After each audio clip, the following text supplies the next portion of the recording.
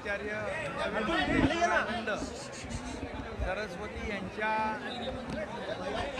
मासाचा हा कार्यक्रम आहे आणि त्यांचा आज वाढदिवस देखील आहे दिसत नाही आणि या ठिकाणी आल्यानंतर अतिशय एक पवित्र आणि मंगलमय वातावरण पाहायला मिळालं.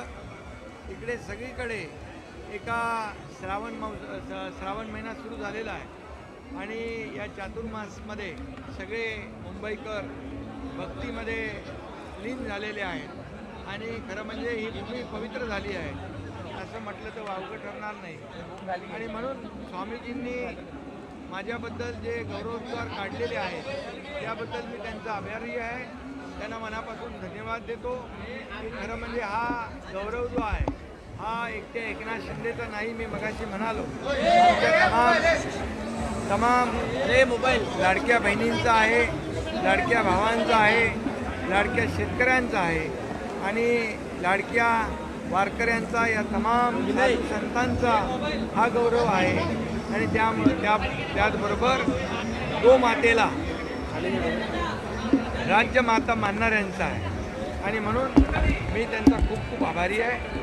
खरं म्हणजे हजारो भाविक इथे येत आहेत, दररोज त्यांचं प्रवचन ऐकत आहेत. इथे होम हवन सुरू आहे आणि जवळपास 33 करोड या ठिकाणी गोमातेला आहुत्या दिल्या जाणार आहेत आणि हे अतिशय पवित्र आणि हे असं मंगलमय हे वातावरण पाहून प्रत्येकाचं मन भारावून जातं आहे. इथे जवळपास 500 विद्यार्थी वेधशाळेतले आले आहेत आणि वेद शिक्षण देण्याचं देखील या ठिकाणी शंकराचार्यांचा जे काही उद्देश आहे तो उद्देश देखील सफल होईल. आणि खऱ्या अर्थाने हे विनय त्यांचा उद्देश एकच आहे की या देशातली जनता सुखी होऊ दे, समृद्ध होऊ दे.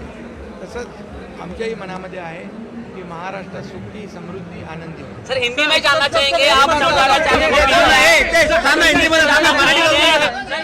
जानना चाहेंगे कि आप आज शंकराचार्य को मिलने आए थे, आपको गाँव में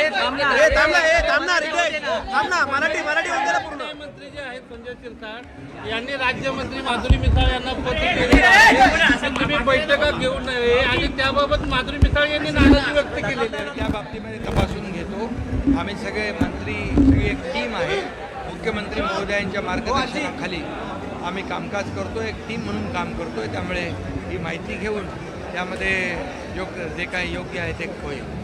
हिंदी में जानना चाहेंगे आरोपी अटक झालाय त्याचा संबंध तुमच्या पक्षाशी जोडला जातो. संजय राऊतांनी अरे ज्याचं तोंड मिठीमध्ये गाळामध्ये गेलं आहे, जे गाळामध्ये रुतलेले आहे, या रस्त्यामध्ये खड्ड्यामध्ये पैसे खाणारे लोक आहेत, एक कोविडच्या खिचडीमध्ये चोरी करणारे लोक आहेत, लोकांच्या तोंडातला घास पळवणारे लोक आहेत, त्यांनी काय आम्हाला शिकवावं. जो झारखंडमध्ये जे काही गुन्हा असेल, जे काही घोटाळा असेल त्याची चौकशी सरकार करेल आणि दूध का दूध पाणी का पाणी होईल.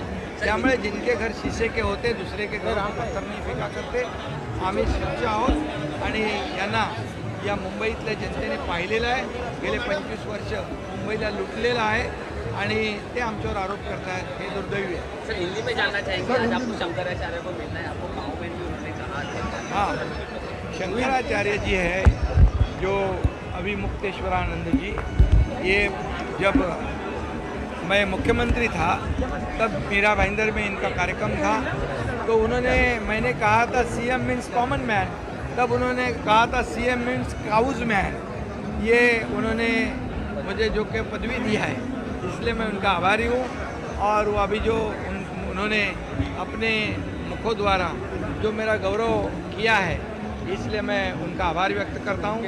उनके ग्रंथ में भी आपका नाम स्वर्ण उनके ग्रंथ में मेरा नाम गोभक्त के रूप में लिखा जाएगा ऐसा उन्होंने कहा है. ये भी मेरे लिए बहुत बड़ी सौभाग्य की बात है. ये जो गौरव है मेरा अकेले का नहीं है, मेरे तमाम महाराष्ट्र की लाडली बहना है, लाडले भाई है, लाडले किसान हैं और गौ माता को मानने वाले सभी भक्त हैं.